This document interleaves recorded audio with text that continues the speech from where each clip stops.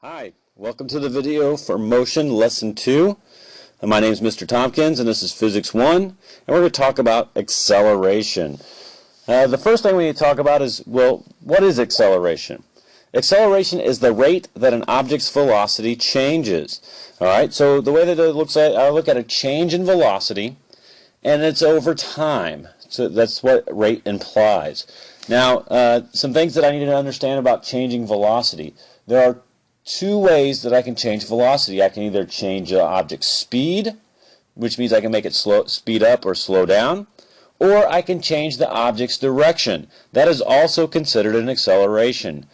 Because velocity is a vector, just changing the direction of the vector also will cause an acceleration.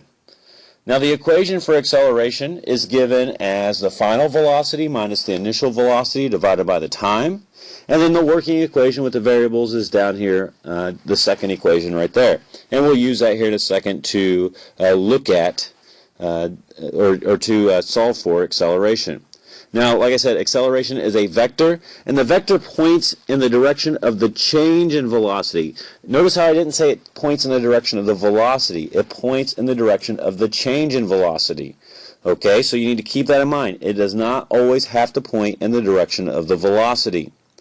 The units for acceleration are meters per second squared. Alright, and so let's talk about acceleration on whether or not an object is speeding up or slowing down. Now, in physics, we don't really use the term decelerate, which we often just say that the object is slowing down or it's decelerating in our everyday lives. But in physics, we are either accelerating in the positive direction or accelerating in the negative direction. So here I have four scenarios set up where I have an acceleration vector and a velocity vector. And my velocity is traveling in the positive direction, and I'm accelerating in the positive direction in this first scenario here. So because these two vectors point in the same direction, that means the object is going to speed up. And it's going to speed up in the positive direction. Now if I look at the second scenario here, I have my acceleration vector right here. And below it I have my velocity vector, and they're both pointing in the negative direction. So it's traveling in the negative direction, and then it's accelerating in the negative direction, and so that object is going to speed up in the negative direction. Now, if the object's acceleration and velocity vectors disagree, in other words, they point in the opposite direction, that means that this object is traveling in the positive direction, but is accelerating in the negative direction. And so that acceleration is going to slow down that object. Now, the most it can slow down that object is to 0. Okay? And then after that, the velocity will then point in the negative direction with the acceleration. And then once again, we're up here at the second scenario, so the object will speed up in the negative direction. Likewise, if the object is traveling in the negative direction, but the acceleration is positive, well then the object is going to slow down in the positive direction. Okay, so it's going to slow down, and then once it reaches 0, well then the velocity vectors will start to point in the same direction as the acceleration vector, and so the object is going to speed up.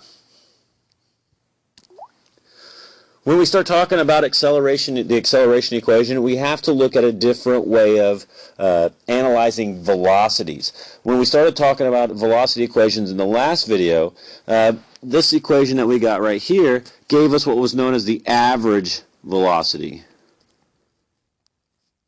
Okay?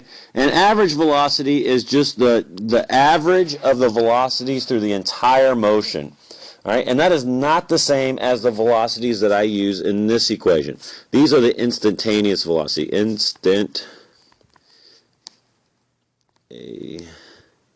N-E-O-U-S, instantaneous velocity. Okay, and instantaneous velocity is just the velocity at that instant.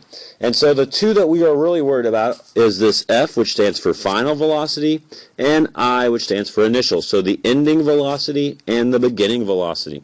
Those are the two instantaneous velocities that we are really worried about when we start talking about acceleration. What kind of velocity does it start with? What kind of velocity does it end with? So let's do an example of a velocity problem. And so here I have a dog is traveling at 2 meters per second. And once again, that should not be meters per second squared. That should just be meters per second. So the dog is traveling at 2 meters per second at 37 degrees north of east. It then slows down to a velocity of 0.5 meters per second in 2 seconds. What is its acceleration?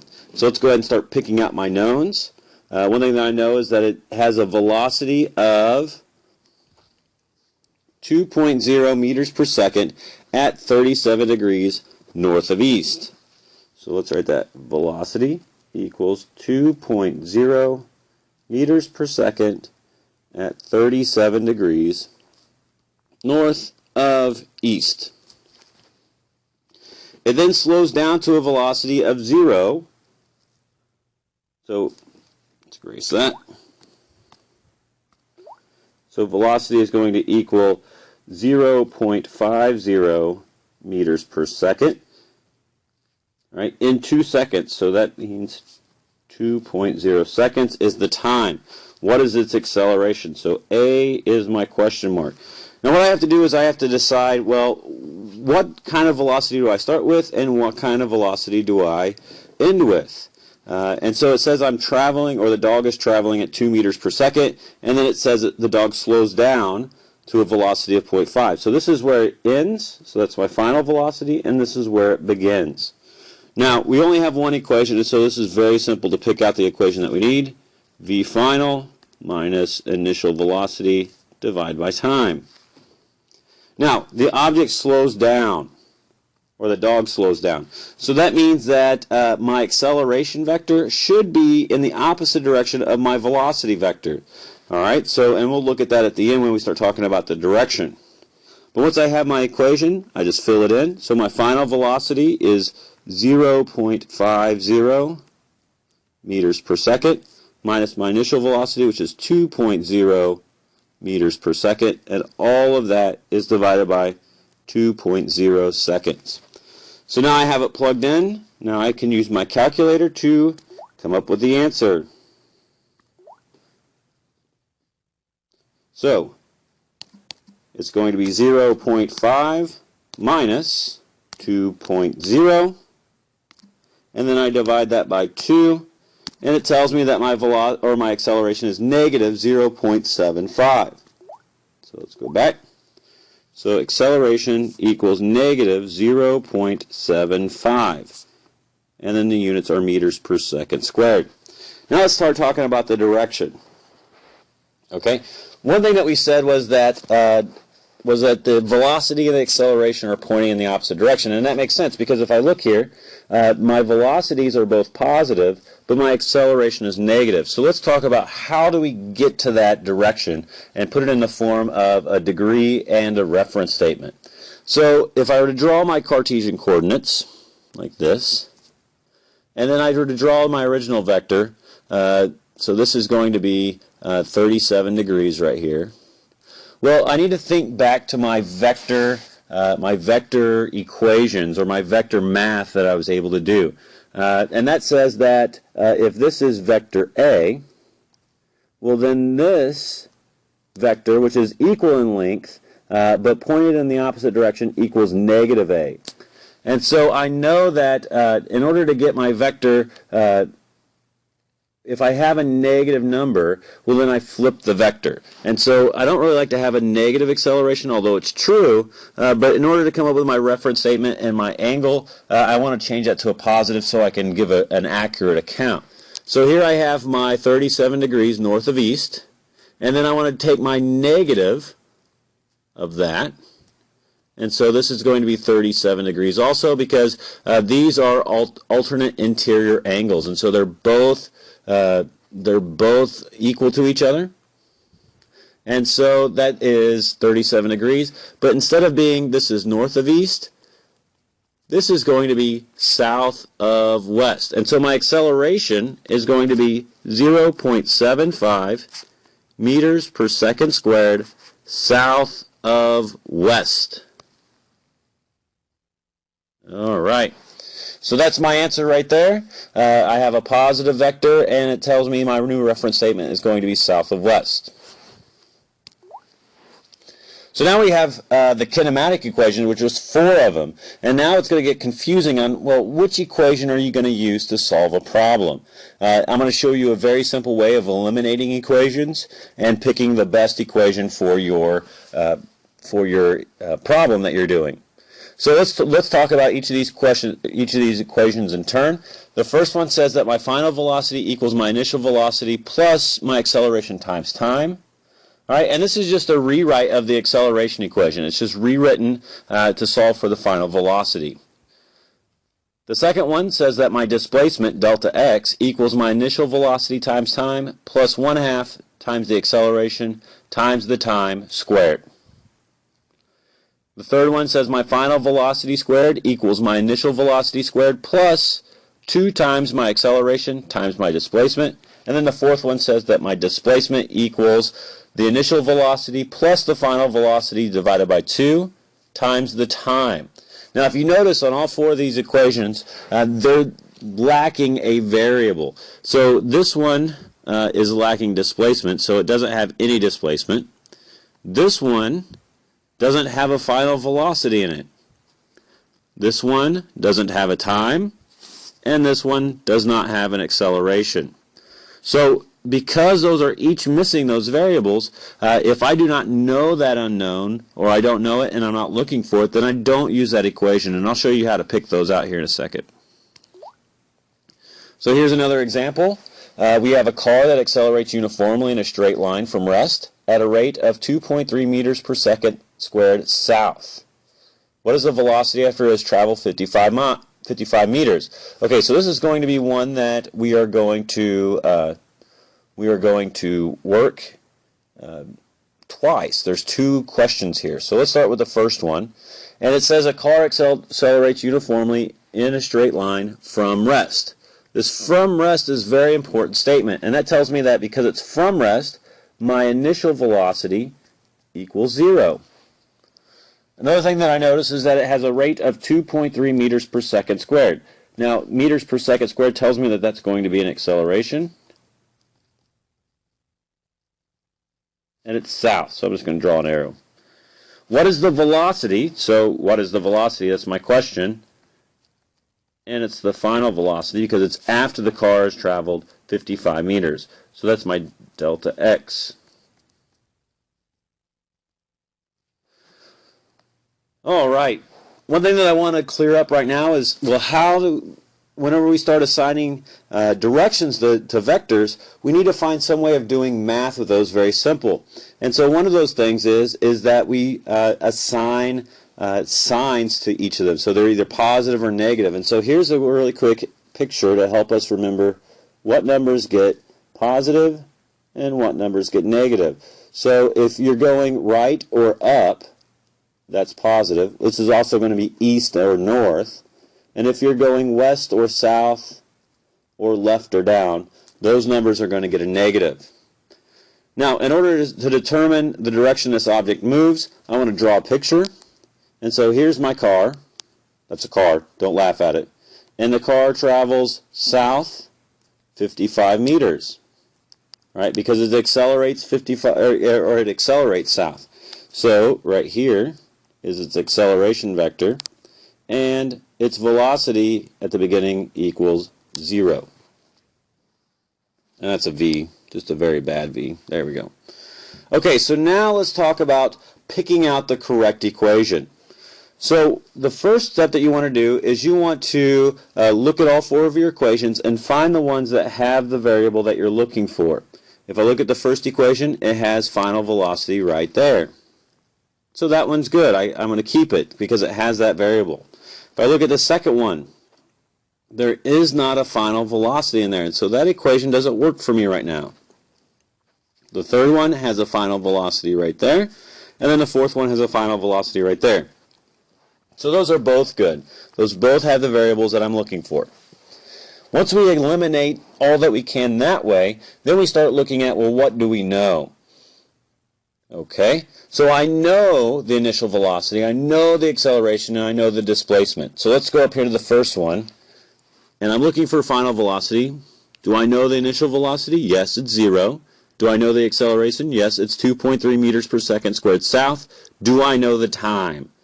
I don't. So that means it's going to leave me with two unknowns, and I can't do algebra with two unknowns, and so that one is out of the question.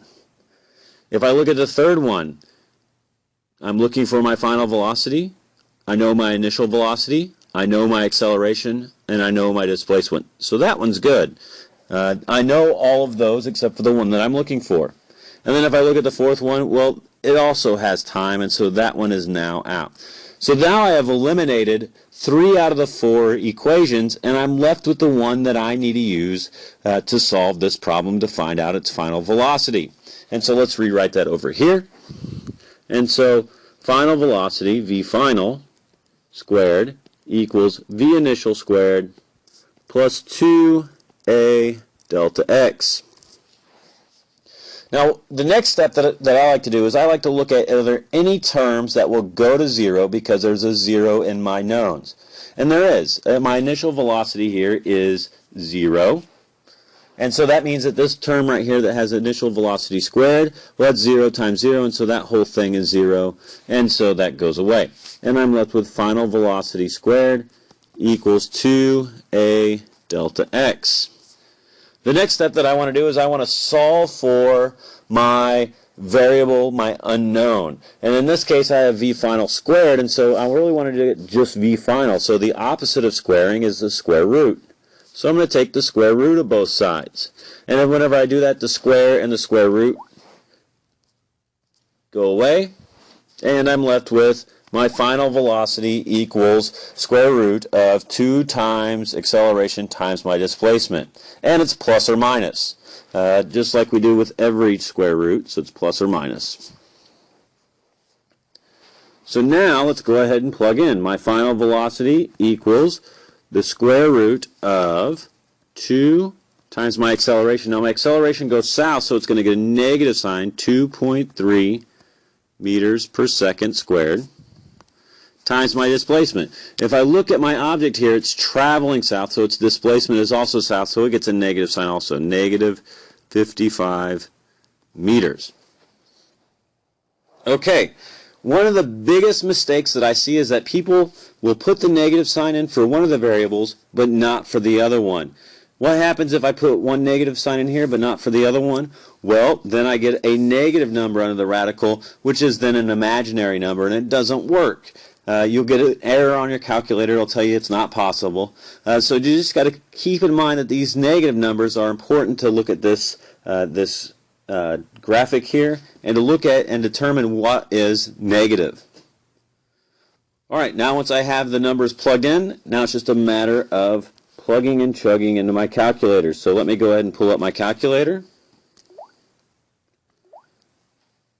Okay, and then I have to do this in steps. So it's going to be 2 times 2.3 negative times 55, and that is also a negative. Okay, so there's what's underneath the radical, 253. So now let's take the square root of that. So the square root of 253, and my answer is 15.91. 15.91. Let's go back. So that tells me my final velocity is 15.91 meters per second. But I'm not done yet. Now I have to come up with the number of significant digits. If I look here, my acceleration has 2 significant digits. My displacement has 2 significant digits. But I have a 2 in my equation. Right? And that 2, if I just look at it, it only has 1. But that's not the case. Any number that is left in an equation is an exact number, which means it has infinite significant digits. So I will not use this 2 when calculating the number of significant digits I have in my answer. So I have 2, and then I have 2, and so I'm allowed to have 2, and so my velocity goes to 16 meters per second. And the direction is, well, the change in the velocity is south. So it's south. And that's my answer, 16 meters per second south. Okay, good. So now that we have the first problem set up, let's go ahead and erase, and let's solve the second problem. So let's erase it all and rewrite our knowns and unknowns. And so I know that my initial velocity, VI, equals 0. I know my final velocity equals 16 meters per second south. I know my acceleration equals 2.3 meters per second squared south. And I know my displacement, delta x, equals 55 meters, and that's also south. And I'm looking for how long. How long does it take? How long could mean a couple different things. If I say how long is the desk, well then I'm asking you to measure it with a meter stick, the length of the desk. But if I ever tell you or ask you to find out how long does it take, well that's implying a time. So I want to calculate the time it takes this car to travel 55 meters. That's my t. Okay, another rule that I have that I want to go ahead and express right now is we never use calculated values in an equation unless it's absolutely necessary. Okay, so keep that in mind when we go through these equations, and then I'll point out the equations that make us use the calculated value. So I'm looking for time, and so I'm going to start going through my equations, and I find time first. This one has a time, this one has a time, this one does not. So that one is out. And this one has a time. So all three of those are good. And then the third equation is out. And then I look at my knowns and unknowns. Well, I know my final velocity, yes, but it's calculated. So I don't really want to use it, because if I use my final velocity and I calculated it wrong to begin with here on the first step, well then this question is going to be wrong. So I don't want to use it unless I absolutely have to. So that's a question mark, because it has that final velocity in there.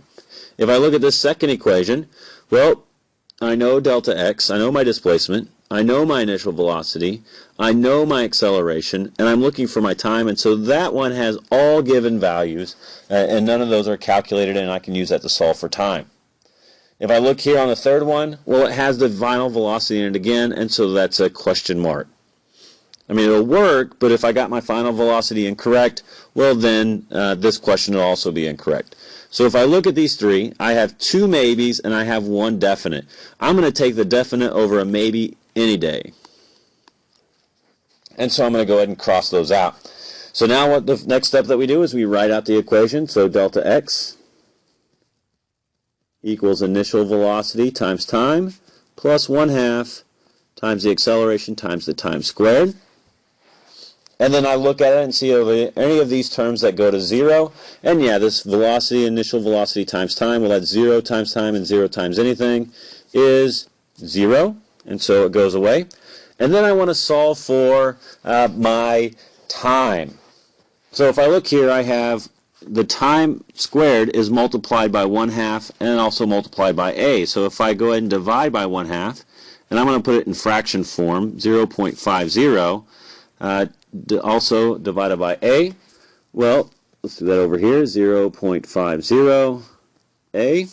The halves will cancel, and the a's will cancel.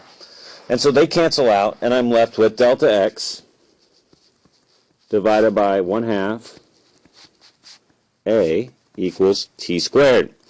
Once again, I have a square, so the opposite of a square is to do the square root. And the square root of t squared is just t. So now we're going to go ahead and plug in and then calculate.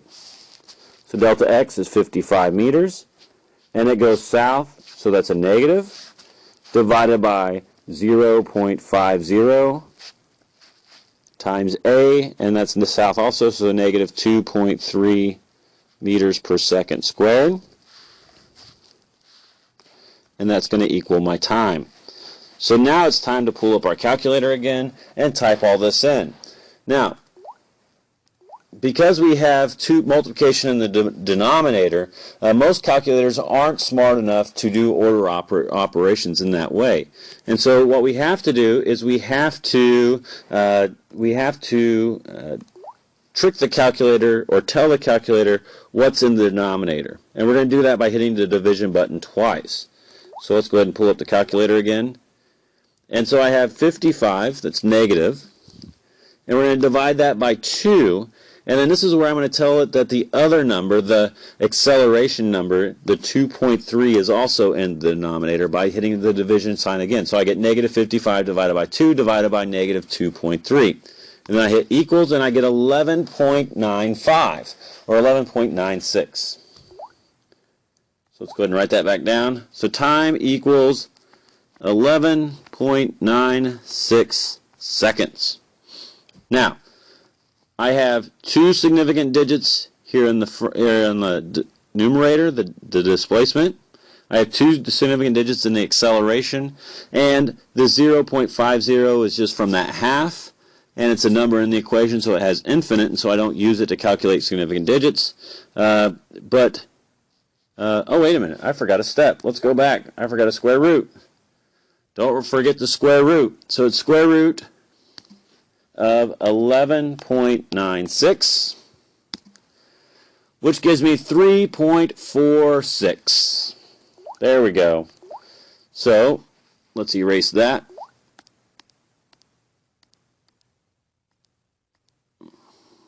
And that was 3.46 seconds.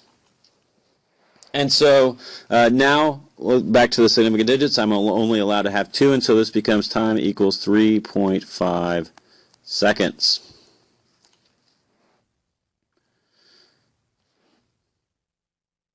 All right, now time cannot be negative. So just like we did before with the plus or minus, I always throw out the negative sign or the negative time because I can't go back in time whenever I solve for time. All right, and that's an end of the lesson, so I hope you get started on your homework. I hope this helps you pick out equations that you need to use, especially now that we have 4. Well, we have a total of 7 now, so now you have to start thinking about what equations you're going to use, and I look forward to helping you out with this. Just raise your hand and I'll come over and help you.